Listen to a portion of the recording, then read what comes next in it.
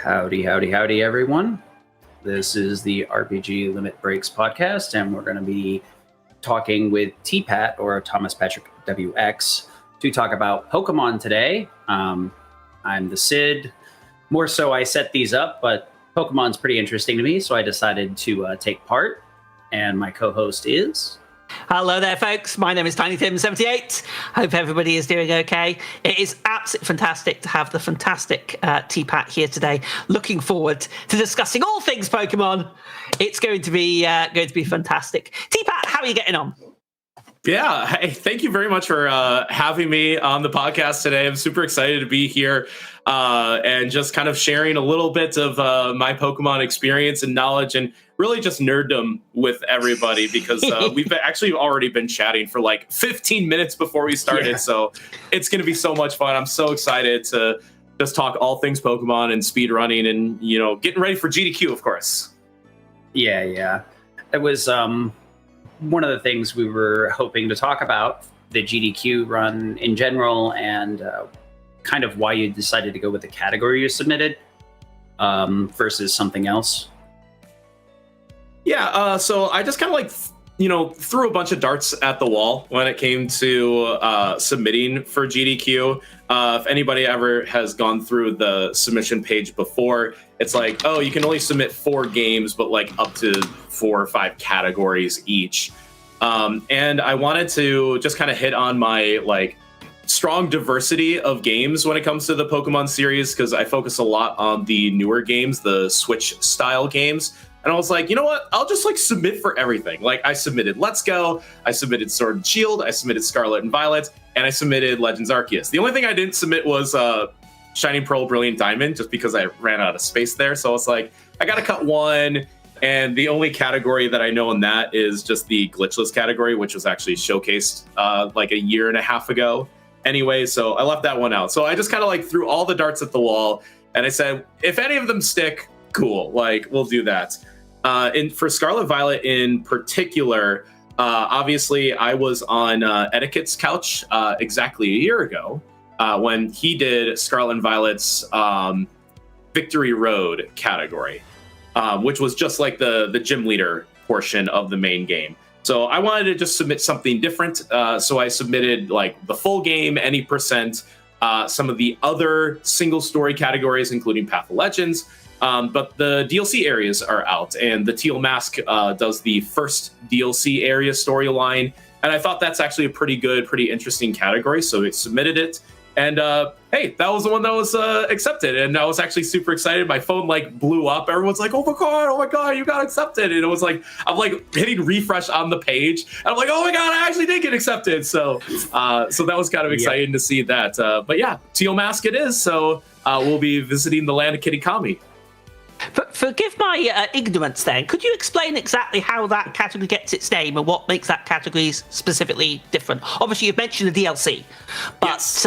Could you explain exactly what the Teal Mask is for people like myself that don't necessarily know exactly what that means? Yeah, so in Scarlet and Violet, when you go to that first DLC area, you go through a little cutscene, you get on a plane, there's a nice little cutscene where the plane and then a Dragonite follow you to the to basically kind of a new region. It's a small region, so it's not in Paldea, it's not in Johto, it's not in Unova, it's just its own sub-region called Kitakami. Yeah. And when you enter, the whole title screen says the Teal Mask Part 1, or something like that. So it is just the name of the, I guess you could call it the episode. It's called the Teal Mask. So that is where the category name comes from. And the category itself finishes the main quest line of the Teal Mask and of Kitakami. So we meet those new characters. We rescue the legendary Pokemon of which it gets its name from. And we just do that part of the game. We actually ignore all of the baseline game. We get 0 gym badges. We fight 0 of the Starfall bases. We fight 0 of the Titans. We literally don't even see Penny, Nimona, or Arven at all during the run. We go straight to the DLC.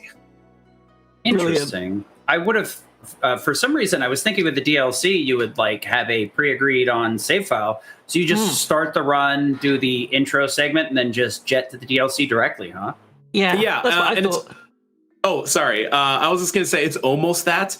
Like in the Victory Road category, if you saw that from the last GDQ, the save file starts after the school sequence. So that 50-minute intro of picking your starter. Race file, then. Yeah, and catching a Lechonk, and then spending 15, 20 minutes at the schools for you to see your companions. Like, nothing happens, and it's just an incredibly long section of the early game that just feels so... It just feels like you're just trudging through the swamp just to get to the game. So all of this single story categories, be it Starfall Street, Path of Legends, Victory Road, start from that point after you're kind of set on your way. We use that same point as the start point, and it kind of feels appropriate because the Teal Mask is also like a single story category. So we've already visited the school. The save point will be basically in Mezagoza, and we take a moment to catch our main Pokemon, and then we're off to the DLC region. That makes sense, yeah. It's a pretty long intro, and I've heard that's like a consistent problem with the newer ones, that they're just like, no, you can't have fun. You can't skip this. You must do the intro because Mandatory you must not know how to play this game. Yeah. Yeah, it feels very, not just like introduction, but like super hand-holdy. Yeah. And what makes it even worse off is like, yeah, you get your first rival fight with Nimona, and then you get a rival fight with Arven. But then you actually have a second rival fight with Nimona that we don't even have to win. So we actually intentionally lose that fight anyways, because it's faster to lose with one Pokemon than it is to win with two Pokemon. And it's just like, this is so miserable and so boring. Like, as I do love Scarlet and Violet. In fact, I think the plot of the game is amazing, but to have made the plot of the game so good, they added so much like text and so much cutscene. Yeah. And it really slows down the speed run in particular, but it's just like, listen, I'll trade that to have like a fun game to play, of which this is. That sounds like a very good, like, middle of the road that would keep more people interested by just skipping the intro, because there's no like significant inputs to the point where, like, some of the early games, I know there are some categories, or the most common categories actually can manipulate RNG, but a lot of the newer games, it's more or less functional RNG, and we actually can't manipulate it. So that's interesting to know. I did not quite realize that race files, I guess, if somebody isn't aware, just to make sure, the race files, some games have that where they skip exceedingly long intros that really have no meaningful gameplay. It would be like something Majora's Mask. You kind of do that, but you actually have some significant gameplay. Just to clarify that, since I'm kind of using a term without really explaining it. What got you interested in the modern Pokemon? Because that's more what you run, right? These Switch games? Mm-hmm, yeah. I got into speedrunning in 2020. And I actually started with Omega Ruby off of a recommendation from a friend. So I got like the whole like capture card in the 3DS and just kind of the file to run it on the computer with the USB dock. And I really enjoyed that. And it was super accessible to not have to grind out learning RNG manipulation as like a beginner, because it did intimidate me, and it still intimidates me to this game. But what got me into the Switch games was after I kind of beat Oras to the ground, and then I was just like not having fun with it. It was just like, it was too difficult for me to get a best time. I was spending like months of just like mashing on that small controller. I was like, my fingers are like falling off here. So I just finally got in the mood to learn something different. And it was Sword and Shield was that next step. And once I got my Switch capture card, I was like, oh, this is like really accessible, really easy to do, and the community was still as great as ever. And that just continued to branch into, I'm going to try all the things. I'm going to try Sword Shield. I'm going to try Let's Go.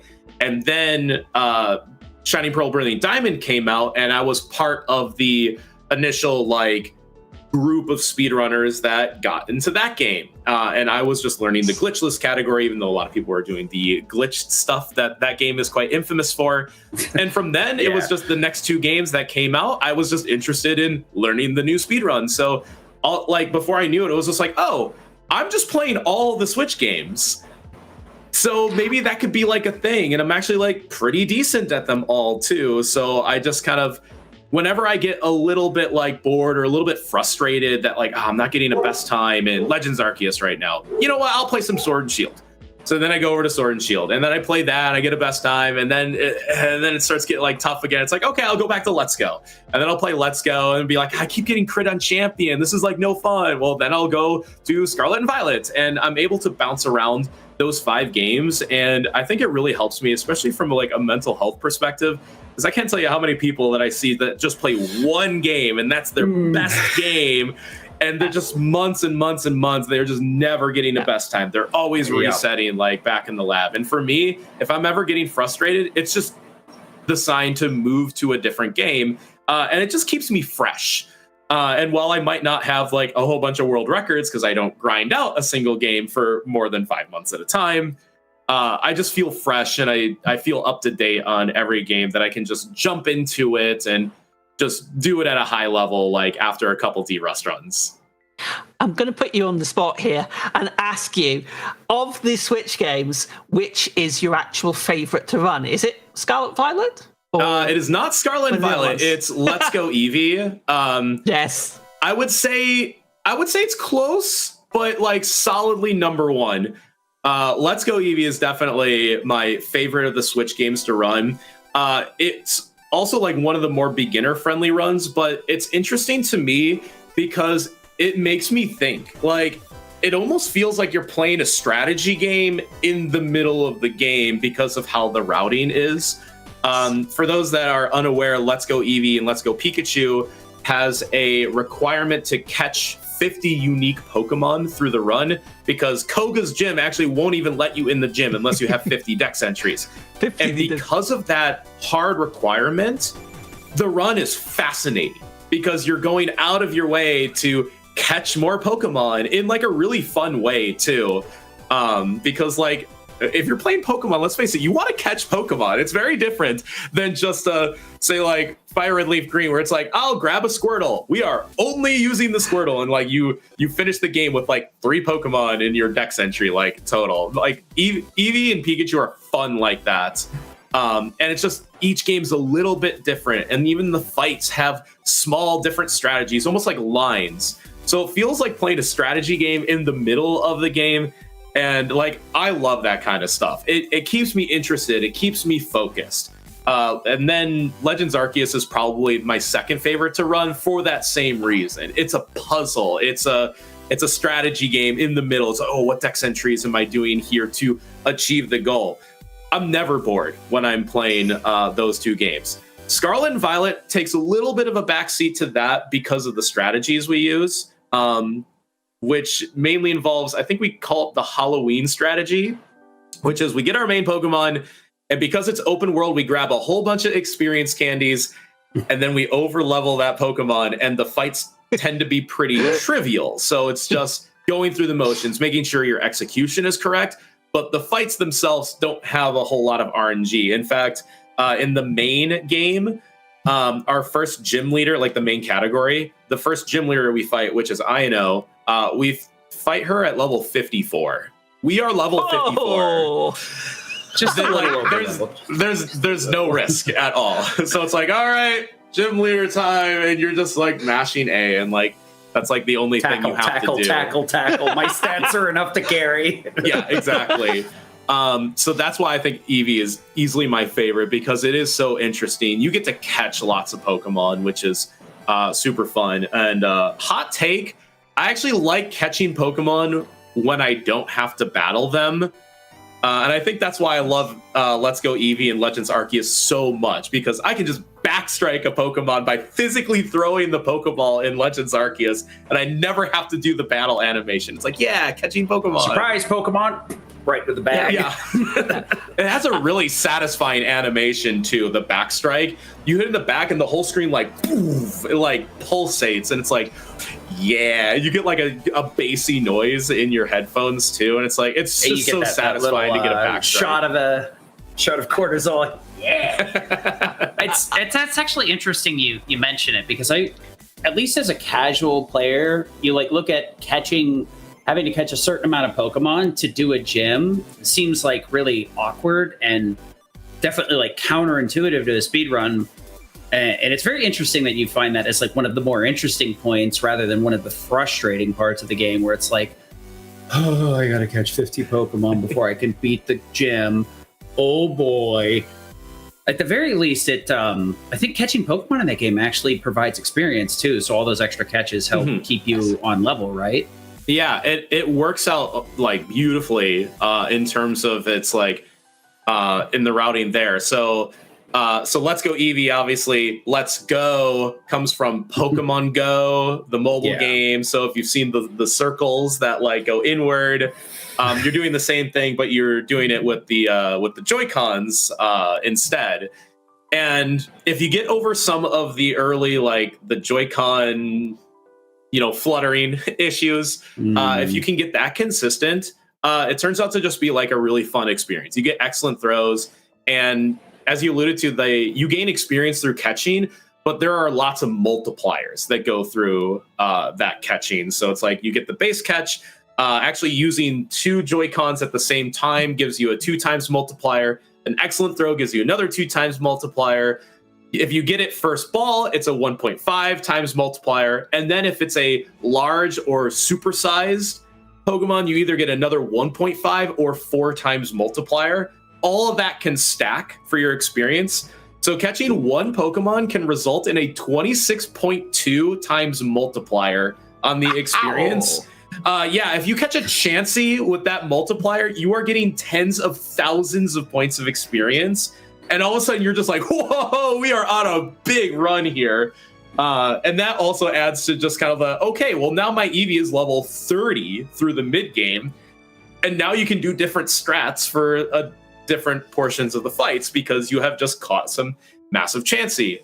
To which the world record in Let's Go Eevee by Etchy gets that Chansey. It gets the 26.2 multiplier in a part of the game where it's just like, I am not supposed to be at this level. I can do some really stupid strats to make the game so much faster. But yeah, it's like the catching part gives you a majority of the experience in the run versus the fights. And I like not battling the Pokemon to catch them because you're not expending resources, right? You're not using just so many tackles or quick attacks, and now you're low on your move usage. And you're not using like potions and revives to heal because they're attacking you back. That's just something you just don't have to worry about. You are just throwing Pokeballs. The only resource you have to manage is the Pokeballs themselves, especially if they swat them away. And it's like, oh, I just lost 2 Pokeballs because they did the attack animation. But yeah, I think by not having to use as many resources that you would in say like Gen 1 or Gen 2 or through most of the generations, it just makes catching Pokemon so much easier, faster, and just more enjoyable. But again, that's my take. I don't know if that's the normal take for the Pokemon speedrunning community. Well, I would definitely say, I would definitely say that personally, I think Let's Go is one of the most interesting Pokemon speedruns, certainly of the modern games that I've watched. I really enjoy the Let's Go runs, primarily down to the sort of routing you mentioned with the 50 Pokemon. It's definitely one of my favorites to watch, and it's good fun. It's a really entertaining, interesting run. Even though it's quite a long run, it's still really good. Yeah, and in terms of the newer games, it is actually like one of the shorter like any percent runs too, because Let's Go comes down at about like 3 hours for its any percent category, whereas the other Switch games are much longer. I think Sword and Shield's like 410, Brilliant Diamond's like 320. Legends Arceus is under 4, depending on your skill. It has a very high skill ceiling. I think record there is like a 338. And then Scarlet Violet comes in at like 5.5 hours because the cutscenes are so long. But the category I'm doing, which is just the teal mask, like I said, we ignore the base game. We skip that 50-minute intro sequence. So it should only take me about like an hour 50, with my best time at like an hour 46 for that category. So it's a lot more of a digestible category. It's something that you could sit down and actually feasibly get like 2 runs in before you're starting to feel a little bit like wiped out, versus one full any percent Scarlet and Violet run, which is 5.5 hours. Yep. There's even a spot in my notes that says like last chance for your bathroom break at like the halfway mark in the run, because thankfully turbo controllers are allowed. And as you go through one of like the Arvin cutscenes, I can like get up and go to the bathroom and make sure I just hold the A button down and be like, okay, emergency, I gotta do this. Yeah. So that's built in. But thankfully, this is, again, a lot more digestible of a category. Yep. I know you mentioned category lengths, and I have heard that some of the Switch games actually end up saving and losing time because of the patches, because they do there's some awkwardness where I think it ends up lagging during the loads or something like that in some of them. You familiar with what I'm talking about? And I am unfortunately familiar with what you're talking about. The first time that happened was out of Sword and Shield, when it went from the base game to when its DLC was released, and that is patch 1.2.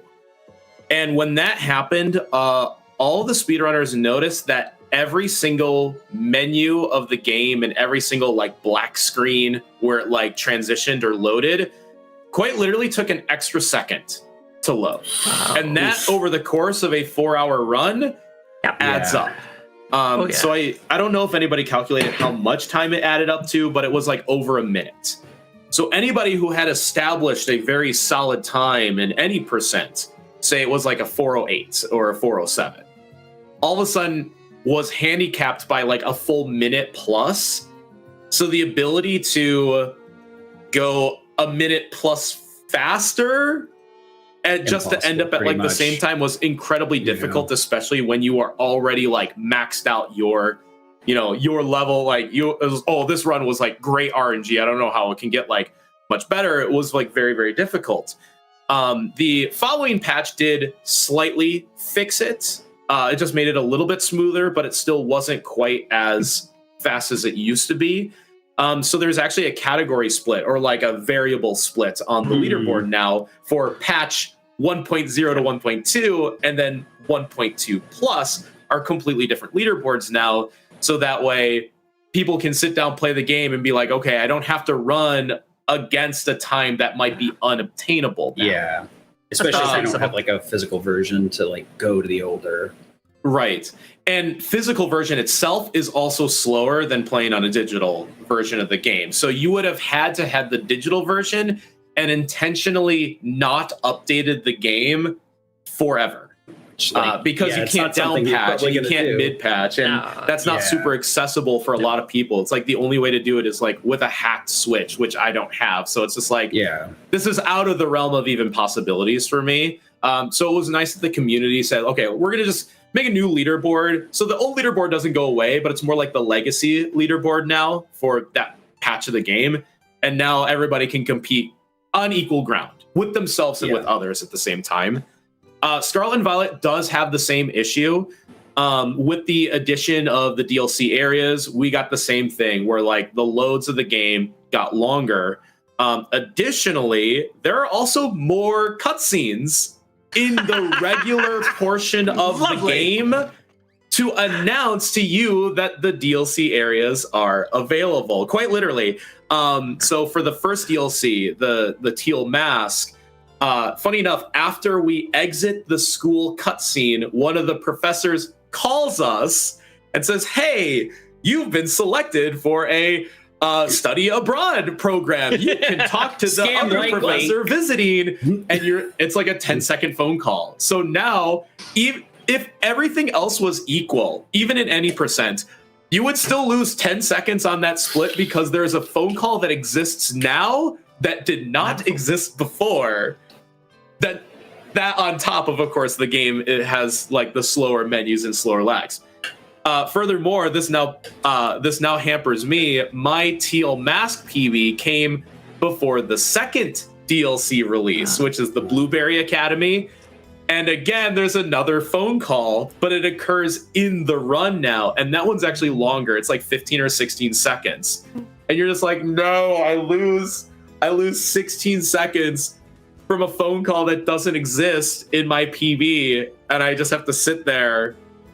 So I actually haven't PV'd coming back to the game because I physically can't. There's an extra phone call and the game is still slower yet because of the additional patch updates. There are no legacy splits this time just because there hasn't been enough interest in the community to go through this big vote. Really because only probably a single digit number of people are ever running the game at the same time. Whereas Sword and Shield had such a huge following. It was I think there's 100 people on the leaderboard, which is really impressive and really great to see. Yeah. Scarlet and Violet's is a lot shorter. So you have a few of us that are very interested in the game. And I kid you, I think it's just the 2 or 3 of us were discussing it. It's man, we should have a legacy leaderboard. And they're like, yeah, but it's only the 3 of us. So we could probably just keep track ourselves, who's the fastest right now. So there is that as kind of a point of frustration that it's way more difficult to get a PB because the game lags and there's extra phone calls and extra cutscenes. But thankfully for a marathon setting, again, GDQ, that's a nothing issue. No one in the audience is going to be oh, your game is lagging a lot more now than I remember it. That's so slow. that doesn't matter, thankfully. So yeah, so it's really, I'm not worried about it. Yep. Yeah, as a runner, you notice it. They did the same thing to 16 for some reason. Within the first 15 minutes, there's a cutscene that you could skip, and I came back to running it. I'm like, wait. No, you can't. I don't remember this cutscene. I remember skipping this. Huh?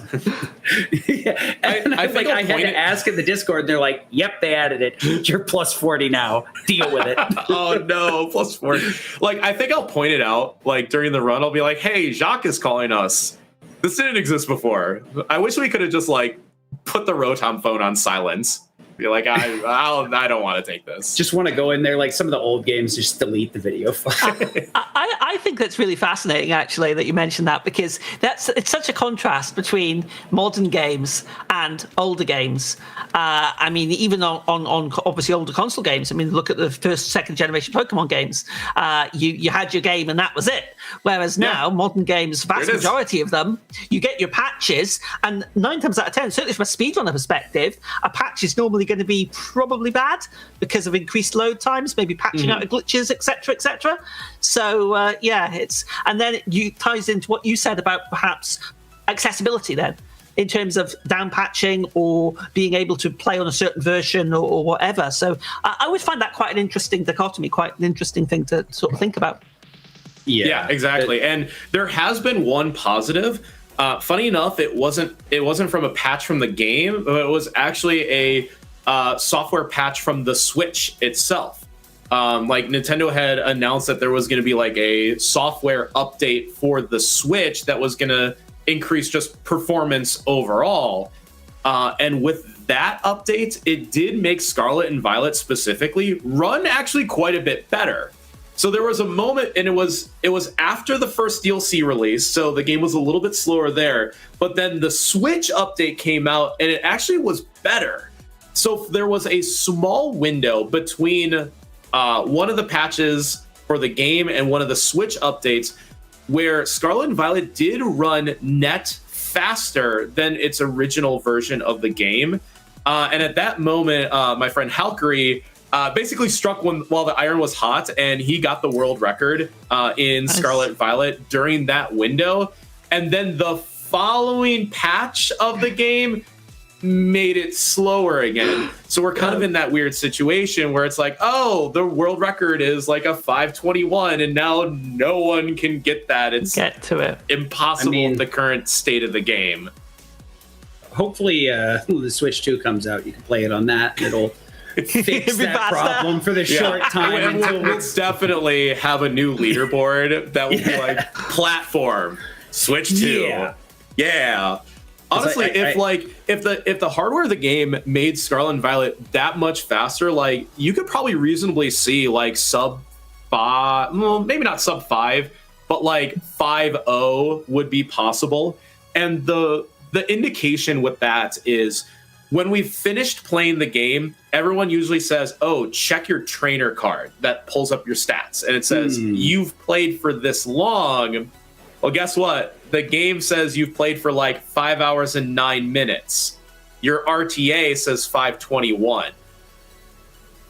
Where did the 12 minutes go? The 12 minutes is quite literally the lag of the game. So we actually have a good indication that Scarlet and Violet lags by about somewhere between like 10 and 12 minutes per run.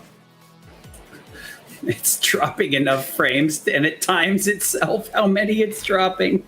10 to 12 minutes. And that's significant. And it's obviously noticeable for anybody who's played the game, like casually or otherwise. Like you notice that the frame rate is like, oh, it's chugging a little bit more than usual. And it chugged pretty bad even when you loaded the game.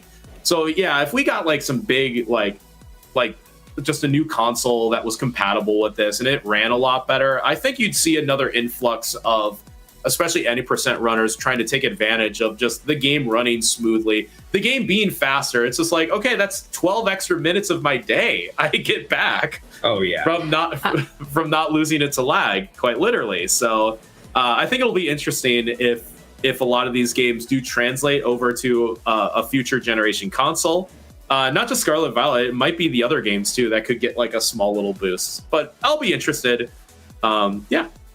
I mean, it ends up being a big thing in a longer category, but even in smaller ones, just having a couple minutes back to your day that isn't just kind of, well, sorry, we kind of programmed it. It's so nice. I do honestly think that the hardware issues, not issues is the wrong word perhaps, but with the Switch, and I think it affects a lot of games from a speedrun perspective in terms of things like your frame rates, your lag, etc., etc. And I've always found that fascinating because obviously the Switch is a really, really good platform and it's got some fantastic games. But certainly when you come down to looking at it from a speedrunning perspective, every little thing counts. So every little bit of lag, every bit of extra menuing or delay or screen delay or whatever. For example, I imagine, and this is me being sort of speculating here, I take it you don't do your runs normally handheld, or do you do them docked? We do them docked. Yeah, that's what I thought. I don't think there's anything that says you can't do it handheld. You can always potato cam it. And that would be legal for a leaderboard. So like, there's no rule against TV that. Days. I think docked is still faster. I think it's almost every situation. I feel like I've heard Sword and Shield might technically be faster undocked, but everyone's just like, it's just easier to do it through the capture card. So just do it through the capture card. So I don't even know if it's like a gentleman's agreement to do it docked, but I think docked is faster for most games. I know in terms of Let's Go, if you are playing it handheld, it is a little bit slower, especially in high traffic areas. Like when there's a lot of Pokemon on screen at the same time, if you're in handheld, it's like, ooh, it's, I'm feeling it a little bit. Like Viridian Forest FPS, being let's go. Yeah, Viridian Forest, it's not, thankfully not that bad. But like, Viridian Forest can have 20 Pokemon on the screen at the same time, so it is like you open the menu and it's like, okay. It's struggling. Yeah. And if you're in handheld mode, it's just a little bit more. It's not like super significant. It's just a couple extra seconds, but thankfully docked is faster. Okay, it looks nicer to record with the capture card. That's the way we'll do it. I'd imagine the only reason you'd have to run undocked would be if you're like on a Switch Lite, which doesn't technically have a capture platform, but you could just plug it in with a different adapter.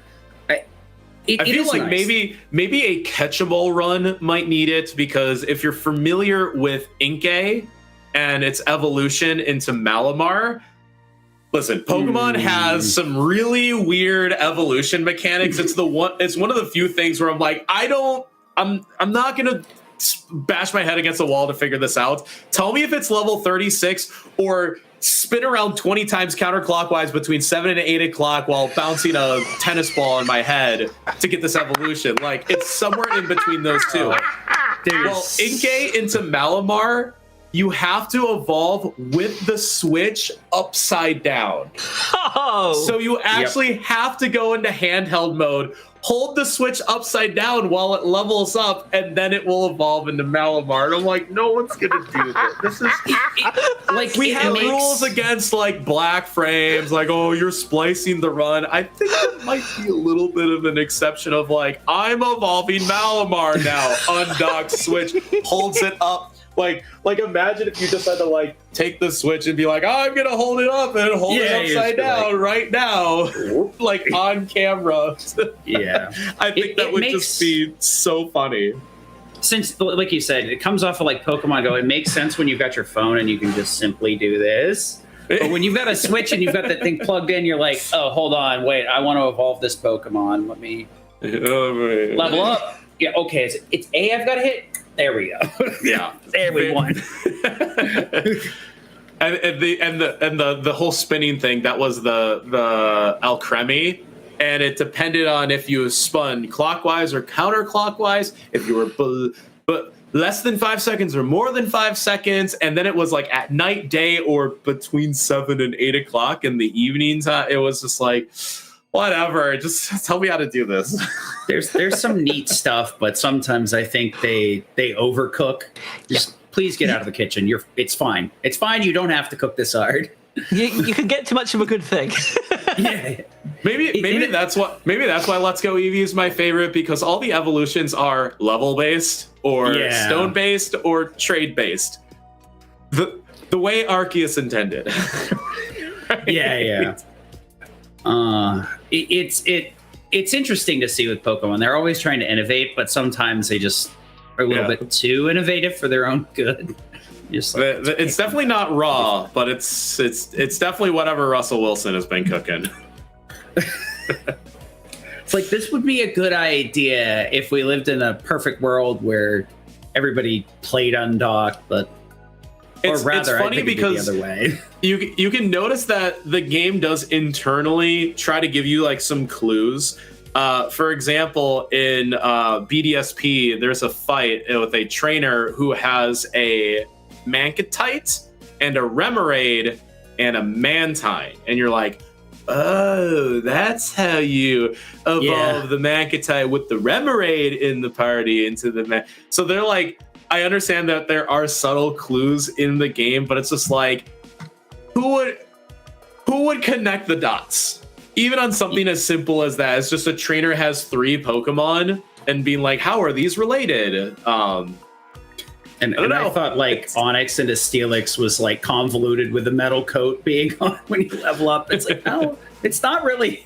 It's not that complicated. And in Legends Arceus, it just does it the simple way, where you just expose the Onyx to the metal coat, and it just evolves as if it were like a stone evolution. So it actually did simplify a lot of the evolutions that were a little funky. So since we've talked about a gimmick that we don't like so much, and we've already talked about the Pokemon Let's Go gimmick with the catching and the high multiplier, are there any other gimmicks that you actually find fun that make the game more interesting or better in a speedrun perspective? Ooh, that's a good question. I'm going to think about this because, like the EV catch route makes it fun because you're getting experience at the same time. Legends Arceus has it's like the Dex like whole page of like, you can feed Pokemon, you can defeat them, you can see certain moves. To hit all of that is like super fascinating, but it takes a lot of brain power to kind of remember where you're at with all of that.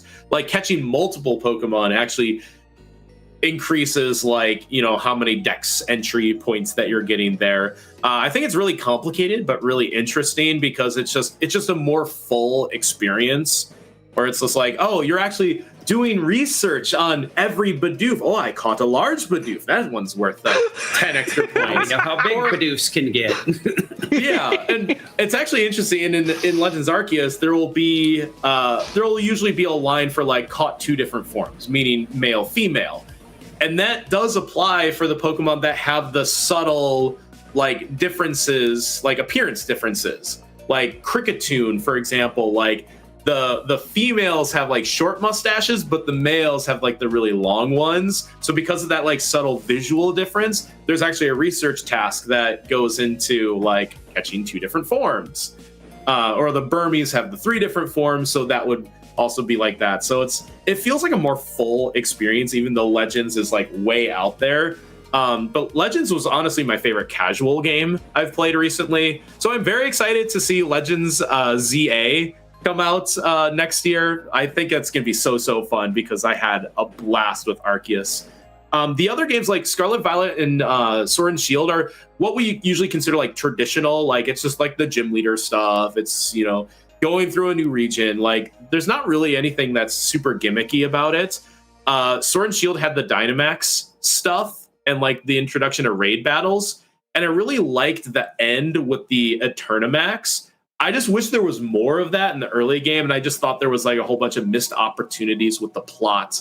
Like there's a moment where Leon is just like, oh, there's some bad stuff happening in Hammerlock. I'll handle that. You just do the gyms. And it's like, no, I want to come with you. Like imagine if like you did a raid battle with Leon as your partner. I always felt like that was like a missed opportunity in Sword and Shield to expand on that like section of the game. So I was always like, oh, the Sword and Shield plot is whatever. Hopefully the next game has better plot. And then Scarlet and Violet came out. It has amazing plots. So at least I got paid back there. Scarlet and Violet has the terrestrialization, which almost isn't used in the run because we're usually over leveled. As I mentioned, we're like usually level 54 before the first gym. So why would we need a boost to our, you know, our same type attack bonus power? But funny enough, in the Teal Mask, I will be catching a meta type that specifically has the Psychic Terra type, and we will be using it during the run, both as an offensive and defensive mechanism. So actually, it's interesting that a mechanic that like saw no usage whatsoever through every single category of the game finally found its way into a route in Scarlet and Violet. So that's kind of cool too. That's interesting to hear about the stories, because I know a lot of people, myself included, kind of look at Pokemon. It's like, well, you're going on a journey to catch Pokemon and beat gym leaders, and that's like the all the depth that we see. And it sounds like the stories have gotten a lot better and a lot deeper. Like now you have to help Arven and his sick dog. He has a sick dog. Yeah. We've got to heal this dog. And as soon as I got through like that first like section where I saw the Mabosstiff, I'm like, I'm dropping everything. These gym battles can wait. Nimona, you can wait. Yeah. I need to heal this poor boy's dog. Like talk about the emotional connection that you have immediately. It's just like, oh, we've got to go fight all the Titans right now. Yeah. As an animal lover, I could definitely feel that, where it's like, no, my dog's sick, and if we fight all these big, mean Pokemon, we can unsick my dog. And it's like, you know, these gym leaders, I don't really care too much about the bag. I don't care anymore. What's hilarious about that, and I think a lot of people experience this with Scarlet and Violet, is they had the same reaction as me, is, oh, this is definitely the quest line that we have to do first. We have to do all of the Titan battles and heal Arven's dog, and everything will be great. And you do that, you go through the 5, you get, thankfully, all the power-ups for the ride Pokemon, either the Koraidon or the Miraidon, so now you can really traverse the region at its fullest. And it's like, oh, you know, you're one fight away from completing that storyline. Like, you just have the Arven battle. So you go from dropping everything you're doing the 5 Titan battles, and then completing Arven's storyline. And you find out that Arven, at his final battle, is like really hard. Like, all of a sudden I went into that fight, I'm like, wait, he's got Pokemon in like the upper 60s right now. I am barely level 50 right now. What did I get myself into? That Arven fight was very challenging for everybody that did drop everything to go do it, because you're like, you were pretty comfortable. You probably beat the Dondozo and Tatsugiri with like no problems. Like, we doing good. I was still like over leveled. And then all of a sudden you are way under leveled. It's like, this was really difficult. So I think a lot of people had that experience where they're like, maybe I should have done some of the other stuff first. Interesting. It actually makes that category probably the most difficult category. It's known as Path of Legends. And you kind of do the same thing. Right now, that route uses Meowscarada as the main Pokemon. One of the few times that we've ever used a grass Pokemon as the main Pokemon. And it's like fine, like you get through all the fights pretty safely, and then that Armin fight hits, and it's like, I have a 45% chance of losing this fight no matter what, because he leads a Greedent with Body Slam, and it's like, oh no. Like the Greedent can two-shot you with Body Slam. It can also paralyze you multiple times. And if you get crit, you just automatically die. So it is... that category is difficult to finish just because like we barely get to the threshold where we could barely live 2 hits from the Greedent, and that's only if our defense and HP stats are really good. And even then he can still paralyze you and ruin everything. I know a lot of the like early games, right? You can actually manipulate the RNG because they're pretty consistent with the way that the game handles it. But the more modern ones are just kind of, well, you get what you get, and you better make the best of it, huh? I have a save file for Path of Legends specifically, and I think it took me over 3 hours just to get the correct Sprigatito that had good enough stats. Because you can't RNG manipulate. But since the save file starts after the starter select, it's like, all right, we can just reset until we get a good one, right? It's like the defense, the HP, the attack, and the speed stats all needed to be like up to snuff. And like the defense in particular needed to be very, very high in order to live the Greedent battle. Obviously. And it's just like, I'm looking for like a top 2.5% Sprigatito. Like I calculated it out. Like every single Sprigatito had like a 2% chance of being runnable. So I spent like hours, and like my Sprigatito is like barely good enough. It's like minimum in like all of those stat lines, and I'm like, good enough. And then my friend Pulse Effects in like 3 resets gets like 31 IVs across the board, perfect nature, and he's like, I've got a great Sprigatito. I'm like, give me your Switch. Hold on, I need to check you. I think you might have a modified Switch. Yeah, we got a proof call here. Let me see your Pika Hex save files. Like, let me just vet that real fast. So, this is gonna be like a massive pivot, but I know you find the speedrunning interesting, obviously, since you run so many different Switch files. Do you find any other forms of Pokemon stuff interesting, casual, like the competitive events that are consistently held, or is it just the speedrunning that you mainly pay attention to and enjoy? Yeah, it's definitely mostly speedrunning. I haven't done any Pokemon games casually in a while, but I will say, like, I have completed a casual file as like a first playthrough. Instead of like jumping right into speedruns, because it's like, let me like experience the game like a little bit. And I really loved Sword and Shield and Scarlet and Violet, like getting my first casual playthrough done before jumping into the speedruns. Kind of expedited that process a bit with Let's Go and BDSP. But Legends Arceus was one of the most fun casual games I've played in a long, long time. In fact, I went all the way through post game, like so I could beat the Volo fight and quite literally catch them all. Completed my Pokedex, got Arceus, and I was like, okay, now I can do speedruns, because it was just, I was having such a blast doing it.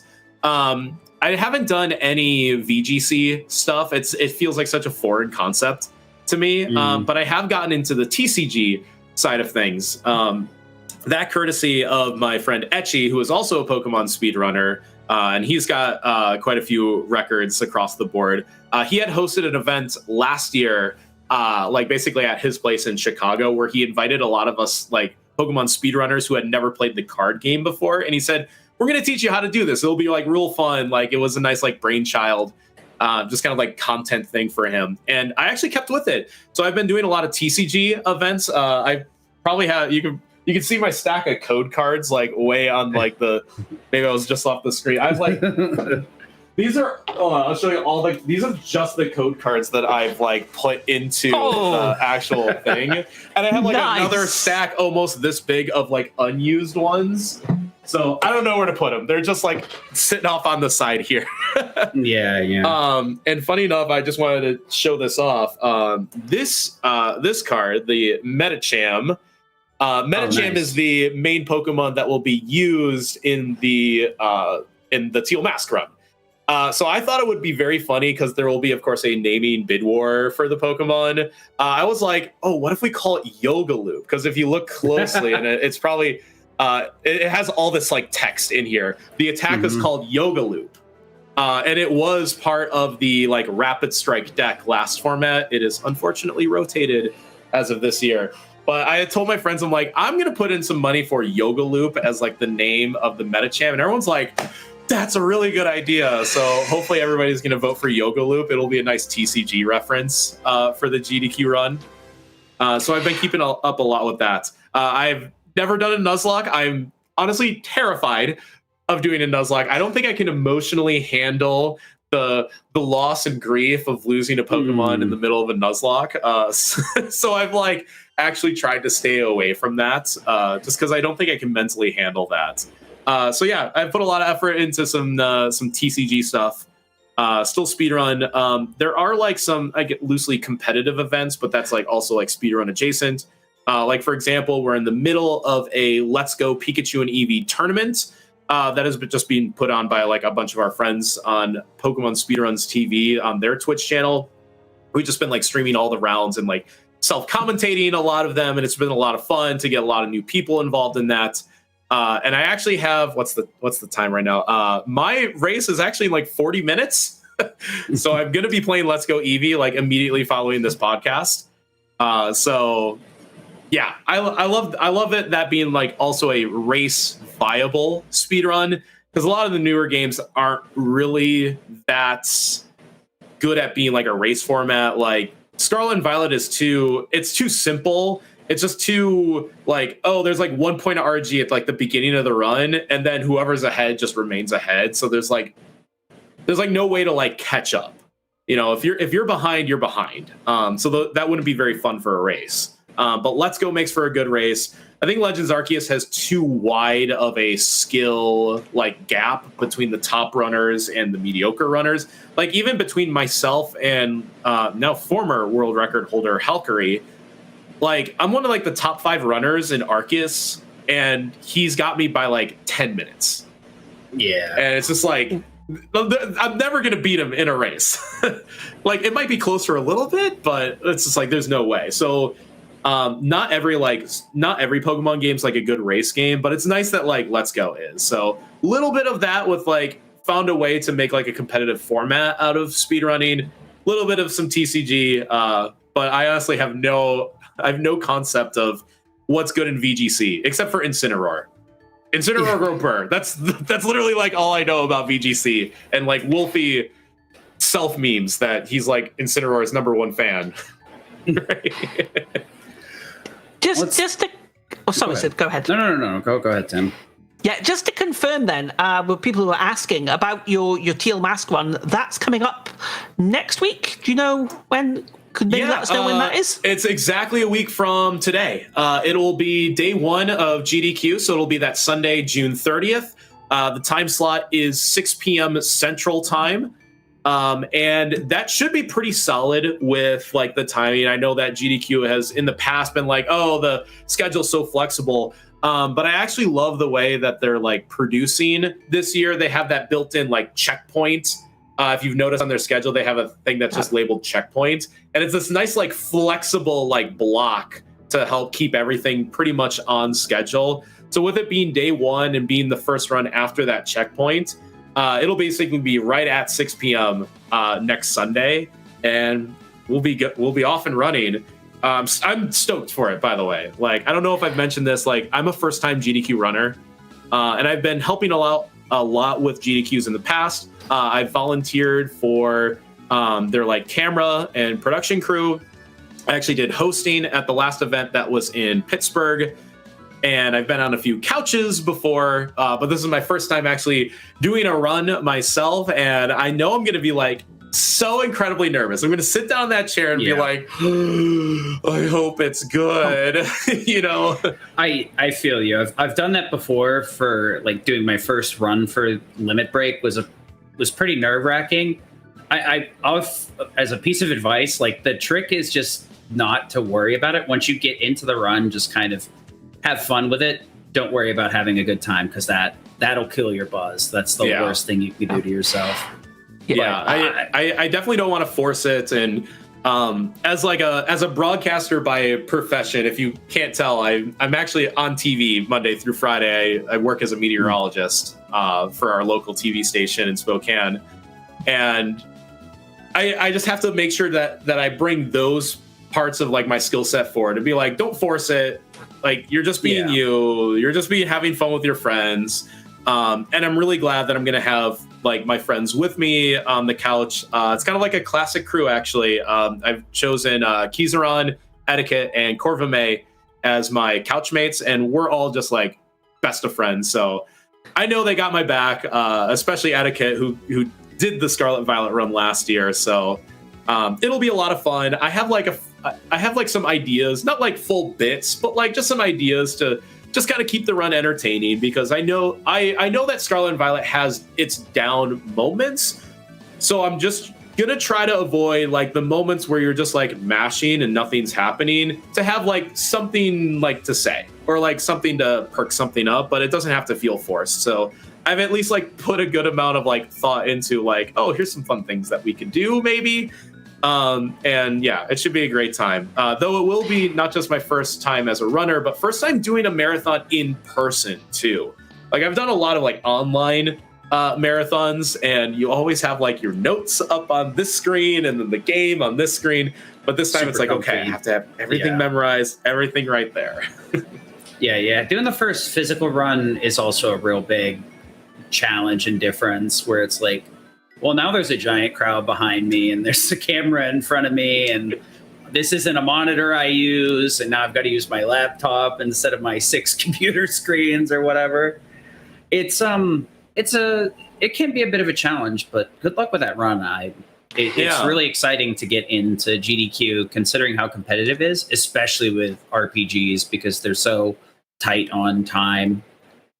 So yeah, just want to say, and sometimes I always have this like, I don't know if you call it like imposter syndrome, but it's just like, I'm not the best Scarlet and Violet speedrunner. Like there are plenty of people who would be more than qualified to do this. But it was actually something that Mr. Game and Shout told me about hosting. He's just like, you are here because you deserve to be here. And just having that kind of confidence to be like, yes, I do got this. I do, I have put in the work, like in this category, and being like at least a top percentage runner or whatnot. And and at the end of the day, it's for charity. It's about having fun, about raising money. We're going to get those Pokedex donations going. Like worry not. I think it'll be a lot of fun. And since it is Scarlet and Violet, I mean, there's over 1,000 Pokemon now. So I just want to hear somebody donate 1,000 something for some new Pokemon, because that will blow me away. Like even just one of that will make it worth it. Yeah. Go ahead. Can I just say a big good luck for the run, TPAT. I'm hoping to try and see that in person, so that'll be a lot of fun. So it'll be fantastic. And just a sort of personal comment, I think it's, as long as you're having fun. As long as you're having fun, as long as you're enjoying yourself, that's all that matters. I mean, obviously, GDQ is a very big stage, obviously. I've never obviously run at GDQ. But the way I always approach my runs is, as long as you're enjoying yourself, that's all that matters. As long as you get into it and enjoy it, then I'm sure the audience will enjoy it as well. And as you say, it's for a great cause, so it'll be fantastic. Good luck. Hell yeah. It's going to be so much fun. A bad run with a runner that's having fun is more memorable than a perfect run with a runner that's not engaged or not having fun. That's the way I always look at it. Since we're creeping up on about 30 minutes before your race for Pokemon. Is there anything else that you wanted to talk about before we head on out, so that you can actually get a little bit of downtime before you have to go straight into another thing? Just want to say like thanks to like the whole community, and like some big shout outs to everybody in PSR, because I obviously wouldn't be here without their help, especially somebody like Etiquette, who I can just message and be like, hey, can you double check my calc on like this fight? Like, does this work? And then it'll turn into like a 20-minute conversation of yes, but like with our work shown. So to have somebody that will like go out of their way just to like discuss, you know, even if it's just one fight of one game and why something works or why something doesn't work, or just answer a question that I had, is obviously like so special, because it feels like more of a collaborative effort at the end of the day. Like, no one's holding their cards and their strats tight to their chest. Even with this Let's Go tournament, like all the new players that came in, like all of like the runners who have been doing this for years and years were like, here are the strats, here are the beginner strats and the intermediate strats. And if you have any questions, you just ask us, because like we want to share this knowledge with everybody, because the more people that do these speed runs, the more fun it is for everybody involved. Because I don't know about you, but I always feel like everybody just goes in waves. Like all of a sudden one person starts speedrunning Let's Go, and then like 10 people are all of a sudden speedrunning Let's Go, because like somebody is just like, somebody got somebody else interested, you know, at the right time or the same time. So that has been great to be a part of that community.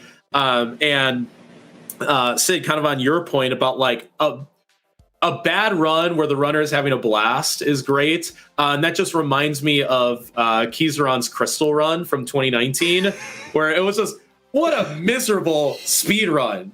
But it was one of the most entertaining things like I had ever seen. And honestly, like without watching that run, I probably am not even like sitting here right now. I'm probably not even into speedrunning, because I watched that run and I was like, oh, that was pretty cool. I should like go tell like this Kizaron guy, like, hey, great job. I had a really fun time watching that run. Turns out he and I just live in the same city. And I had just moved to Spokane a month ago, and I watched that run and I'm like, hey, I'm your weatherman. Can we be friends? And it turned out into this great friendship, and he's just probably like the number one guy that got me into this kind of speed running and back into Pokemon and just all these other fun things. And that unlocked the door into just this amazing community. It really has changed my life. Like, if you asked me 6 years ago if I could see myself as like this big time gamer, no way. And I had watched GDQ for a long, long time. So if you would have told the 28-year-old T-Pat, hey, you're going to be on GDQ one day, I would have not believed you at all. So it is just wonderful to have such great friends and such great community, and just unlock a part of my life that I never thought would be possible. So just a special thank you and shout out to everybody involved with that, especially with the whole Pokemon speedrun community. Yeah, I can co-sign that 100,000%. That's part of the reason why I'm so heavily into RPG Limit Break. It's the RPG communities in general are very, very open and friendly for the most part. And you go, well, how does X work? If you hit this button, if you do this, it does that.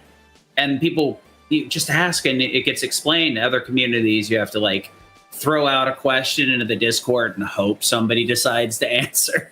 Meanwhile, in the RPG communities, you can just like message world record holder, and they're like, yeah, it works like this. Have fun. So we're getting close to the end here. I'll give you one last chance if there's anything that came up in your head before we head on out. Just watch the run. GDQ is obviously like, GDQ's GDQ. But yeah, and to anybody out there, if you weren't going to watch the run, just hope that you'll watch the run and support me as a first timer and just have fun with it. And I think it'll be great. If you want to find me, you can find me at twitch.tv/ I almost said .com. That was not going to be right. Twitch.tv/ThomasPatrickWX. Yes, I use this huge long name, but of course you can just call me T-Pat. If you find me there, if you hang out, even for a little bit. Always appreciative of that. So yeah, just come by, say hi. If you have a weather question, I will answer weather questions. So it's just so fun. Like, we're all nerds at the end of the day. So yeah, that's where you can find me.